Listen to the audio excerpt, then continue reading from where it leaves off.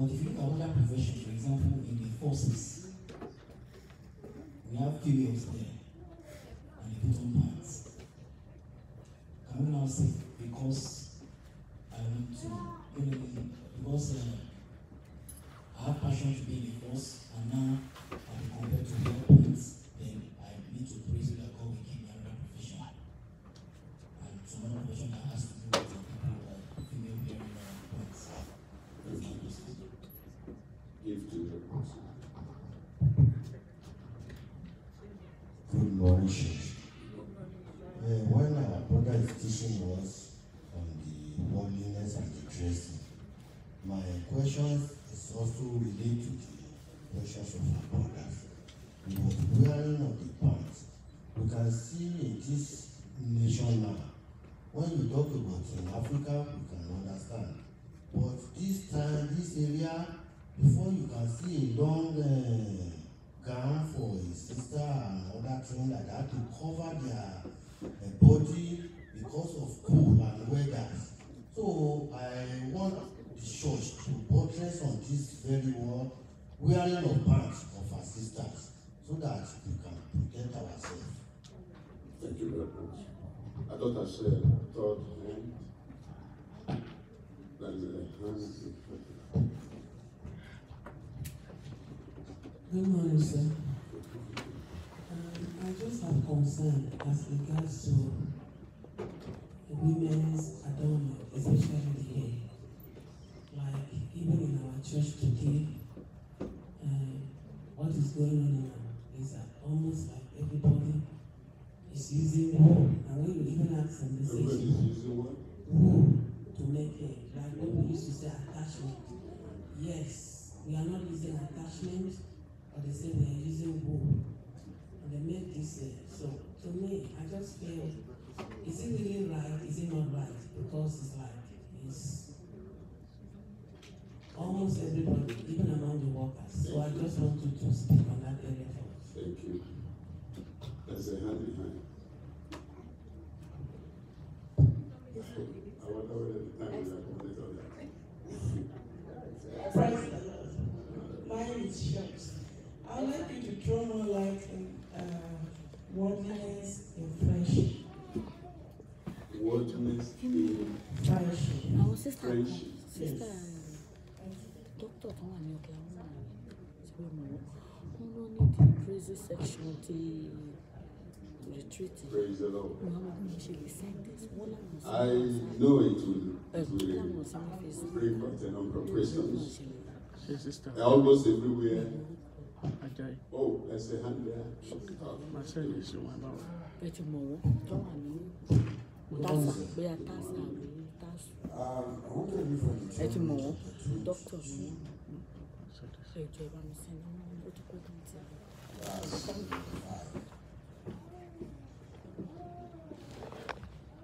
The woman shall not wear that which pertaineth unto a man.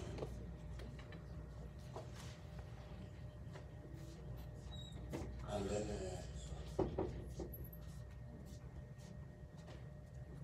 neither shall a man put on a woman's garment, for so abomination unto the Lord. And on that same chapter, if you come down to verse 11, thou shalt not wear a garment of diverse sorts, as of woolen and linen together. Verse 12. Thou shalt make the fringes upon the four corners of thy vestures, wherewith thou coverest thyself. 13. Element. Okay, just let me stop there. I want you to, if you read Deuteronomy chapter 22, starting from verse 1, those are specific commandments given. And in this chapter, carrying all the commandments from verse 1 onto almost like onto the end, 30. That chapter, you have this verse number 5. And somebody challenged me on it, and he told me That's why I'm asking the question. He told me that I was short-sighted. Then when I read the verse 5, which is very clear, then she took me to read the verse number 12. And he said, they are all the same commandment. And if I'm staying on verse 5, how about verse 12? Thank you very much. Yes.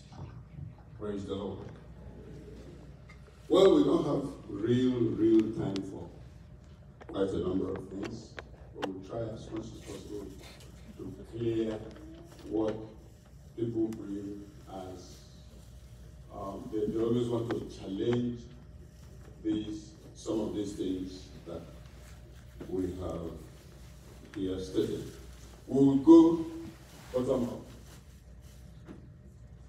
The last brother that asked the question says in verse 12, thou shalt make thee fringes upon the four quarters of thy vesture, wherewith thou coverest thyself.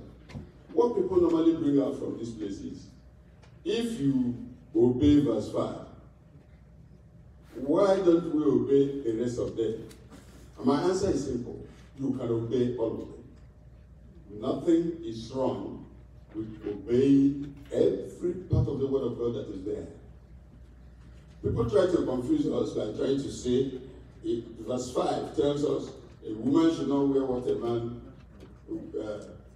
wears, or a man should not wear what a woman wears. They say, if you can obey that, how about, there is no law there that you cannot obey. The word of God is the same and simple and easy to obey if you mean business. If you try to say, there are some places where you talk about planting different seeds, and people say, we don't talk about that today. Yes, we don't talk about planting different seeds today because people are not really bothered by it. But can you obey it? You can.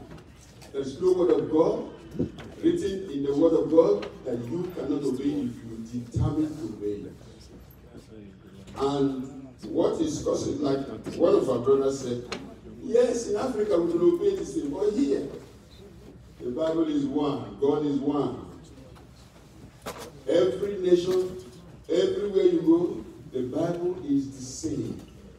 It cannot be changed because of where we are, because of modernity, because of civilization, because of whatever it is. In fact, somebody even asked a question the other time. He said, do you mean that all these Muslims, in their large millions, they even want to, they outweigh Christians in some many nations? You mean all of them will go to hell? And somebody was afraid, wanting to answer. He said, well, God understands. God did. No. The answer is, reading our Bible, they are going to hell. God does not bother if there are 100 people and 98 of them are going to hell. It doesn't bother him. His rules must be followed to the letter. It must be done. In fact, this is what makes this church different. Deeper Life Bible Church. It came at a time when the whole of Africa followed what is now happening here. Everybody is going into sin, and I think very few people if you are as old as myself, those who were there in the 70s, you discover that everybody was going down the drain towards sin until Deeper Life came on board. There were splinters of few people in Scripture Union, in very few places, that would obey some good things. But when the church came on board, everybody said, what? Can it be? In fact, one lady said, how can I carry my mouth? I can't paint it. Be like a man. But today, women are not in that difficulty anymore. They now can see people they can point at, those who go around without painting. They now can see people who can go around without mascaras on their face. So now it has become, it is easy to obey. This church came on board when it was almost impossible. When you see the whole people going into sin, what makes you a Christian is that you stand and say, I will not be part of it. Praise the Lord. Hallelujah looks like you don't support me. I say, praise the Lord. Hallelujah. It is real and it is correct. When a correct thing, when truth is seen, you see truth, you recognize it, and you determine in your mind, I want to obey the truth. God will help you out. And so what is happening is, though I was going bottom up, I think I want to pull in some to make sure things work out. Somebody said, the cold weather. It looks like a very legitimate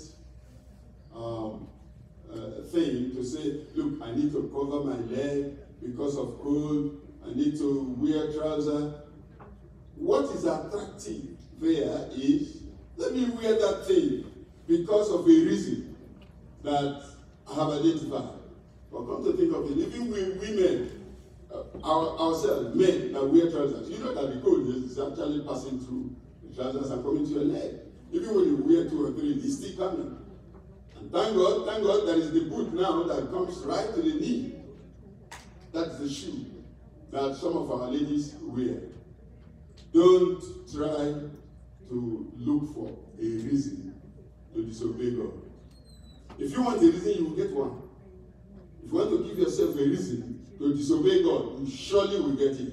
It's so easy to get a reason why you will disobey God. But God be God. When He says, this is what I want, if you look for a way around it, and you do the error, you know that the judgment will come. And so, don't let us say, because there is cold. If you want to get clothes that will cover your leg very well, and you mean business, you determine I will get the one that will stop the cold, you will get it. But if you sit down in an armchair and give yourself a reason, I am not going to, you see, because of this cold, I can't do this, I can't do that. Well, to your own career. But I praise God for the sisters of this place. When I came to the United States first, I came for a visit. I didn't come to stay. And I was in Houston. I was looking for Deeper Life Bible Church. And one person that I knew from my village said, if you follow me to my church, then I take you to that church. I said, I know that place, but I don't know how to get there. He said, follow me to my church first. It was a Catholic church. I went there. Not one person wore, all the women I saw, I think I saw only one person with skirts. And that skirt was torn down. So it wasn't right. I came out and said, why is it that even the choir master, the choir mistress, is wearing trousers? I said, oh, this is United States. I don't know what you're going to do, because they're just coming for the first time. I said, when we get to my church, we see the difference. He laughed me to scorn. He said, in the U.S., when we get to your church, you will see. I said, I kept quiet. I was believing maybe our people have changed. While we were driving, he kept laughing, making mockery of me, saying, you don't know where you are. This is United States of America. I said, I know where I am, but I know my church. He said, well, we are going there when we get there. When we got there, behold, not one person wearing pants. And the man said, wow. He went outside and called his wife and said, I really saw something today. God will keep you in Jesus' name. No matter the profession, they are demanding what you will wear. I also did the National Youth Service those days. And one, not even a very strong sister, it was in the scripture, he said, I'm not going to wear this. And they reported here, reported there. At a time, I believe she was praying. The director came and said, leave her alone. Let her wear this other thing. It has also affected me. My wife, a nurse, got to a place where everybody must wear. He said, I'm not going to wear. And he sent a prayer request there. Oh, well, it's in Africa. He sent a prayer request there. Pray for me. They said I must wear trousers. And I brought it to the church. The church prayed. And that lady gave up. She went back to what she wears. What I'm trying to tell you is, if you mean business in this Christianity, and you say, this thing is against God, I'm not going to do it. God will give you a leeway. And you will be able to overcome. overcome it in the name of Jesus. I don't have much time. I would have delved deeply into each one of them. That of hair and wool. Actually, what God doesn't want us to present is a lie. You have a short hair and you tell the world it is very long. It's a lie. You have, that's all God wants there. Don't carry yourself around with a lie. You are lying. It's just like what is going on now. You are a man and you want to wear earrings to look like a woman. You are lying. It's a lie that that's the very fundamental of this rule. God doesn't want you to be going around showing yourself a liar. You have a particular characteristic and you want to lie to the generality of the public what you are not. And that is why it is wrong to put on something that will lie about you. I don't know so much about the wool and the whatever. I don't even see our women's hair. So when he was describing, I was a little confused about wool and whatever. But the fundamental thing there is don't present a lie to the public.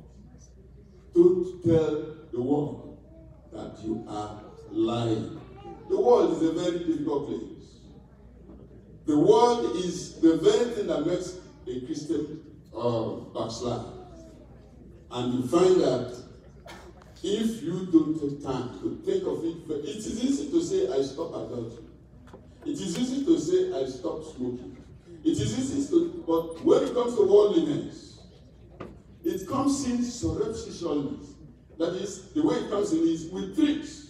It starts little by little. Our brother said it starts from the heart, and it keeps expanding until you get to a point where it becomes very, very rough for you, very difficult for you. And look at, take tattoo for example. I thought somebody was going to talk about tattoo. All over the place. I saw one man, the tattoo on his body, you can't even see the body anymore. Everywhere is filled up. And God gave a direct commandment about it. Leviticus chapter 19, verses 27 and 28. We don't have time to read. But you find that these things are there and people are blatantly disobeying them. Blatantly disobeying them. Don't join them. Don't be one of them. The Bible says in Matthew 16, 26, we don't have time again, what shall it profit us to gain what the world is gaining, only to miss out in the very thing, the very greatest thing, miss out about heaven. God has not given us the spirit of the world. Look at 1 Corinthians chapter 2. This one we will read. Open. 1 Corinthians chapter 2 in verse number 12. 1 Corinthians chapter 2, reading in verse number 12. It tells us there, it says, now we have received not the spirit of the world. The world has a system. And if we don't take time, we join them without knowing it. And it has a way of drawing people into it. It is more popular. It's in the broad way. And if you must be out of it, you must determine in yourself. This thing the world is saying, this is the way to do it. And God has said, I'm not going to do it that way, and you remain. Sometimes it may require you meeting your leader for some advice. It may require meeting a leader that is spirit-filled to advise you on how to go about it. It can be very tough sometimes. Very, very tough. But you find that it is important that we keep to the word of God. I notice that youths have entered. Therefore, I'm going to address them because even our teaching didn't quite go that far. Another way of going deep into language that is in the world. It's difficult for us to mention them out of the pulpit, but a few examples will suffice. You find that children go to school, they tell the teacher says something, you say F you. Or you have messed up. Something, instead of saying I messed up, you say another thing that carries sinful expression in it. Those languages of the world, we must try as youth to avoid them. It is important that we don't follow others. You are a youth in the church of God, and therefore you don't follow others to say the kind of things they say all over the place. These days, in language, in sight, everywhere is full of worldliness. And that's the very beginning of backsliding. And you don't want to backslide. You want to follow this thing to the end. You want to enjoy this heaven you'll be hearing about. You don't want to go to hell and burn. You must, first of all, make up your mind. Get determined. I am not going to be part of the people that will go to hell. Once you tell yourself that, then when the worldliness is coming, you are able to decipher the things that will lead to backsliding, that will lead you into full worldliness. Our brother who taught made very great emphasis into ceremonies. Well, that belongs to the adults. But I think the greatest attraction to worldliness comes to the youth. And since I've seen them coming, I need to address it. Do you know that the way you dress can make you commit adultery 200 times in one day?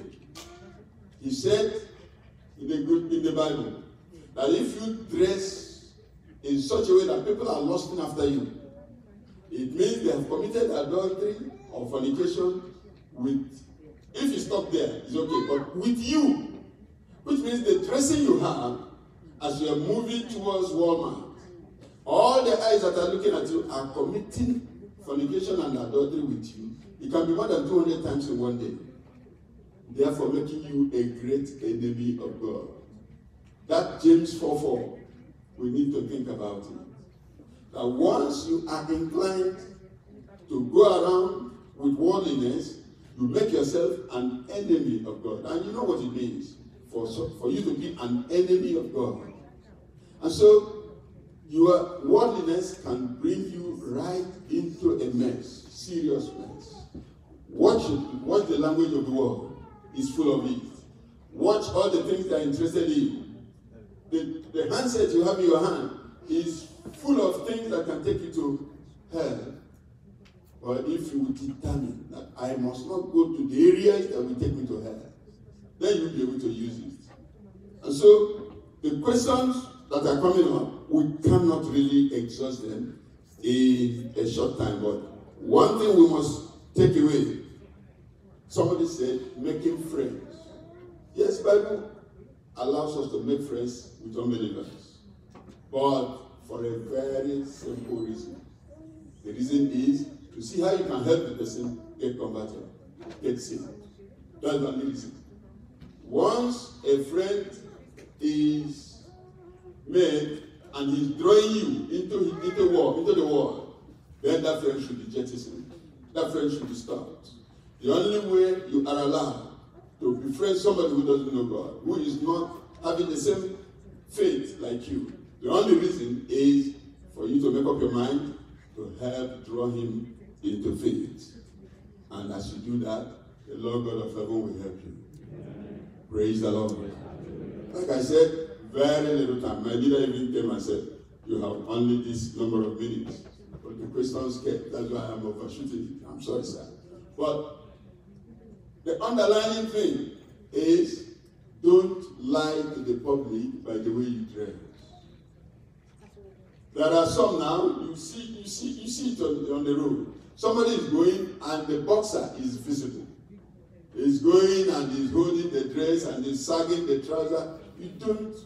They are not here, but don't try to admire them. Don't try to do like them when the people of the church are not there. Try as much as possible to make this heaven that you have decided to go. And if you make good of this decision, It will be good for you in Jesus' name. Amen. We're going to pray now. We don't have the time. The prayer is, God help me. You need the help of God. All the questions are legitimate. Professions, yes, there are professions that you must wear it, but you need help from God not to wear it. That is cold, yes, you need help from God not to run into problems. Every one of the questions is legitimate, but you must be able to ask for the help of God. And when you ask for the help of God, it gets done. God will help you. Praise the Lord. Let's rise up. Let's rise up. Youths, I say rise up. It affects you more. We're going to close our eyes and we're going to tell the Lord, help me not to run into worldliness. That's the prayer. Oh Lord, help me. Open your mouth. Open your mouth. Help me. If you do it on your own, you cannot succeed. Help me, Lord. Help me, Lord, that I do not run into this evil.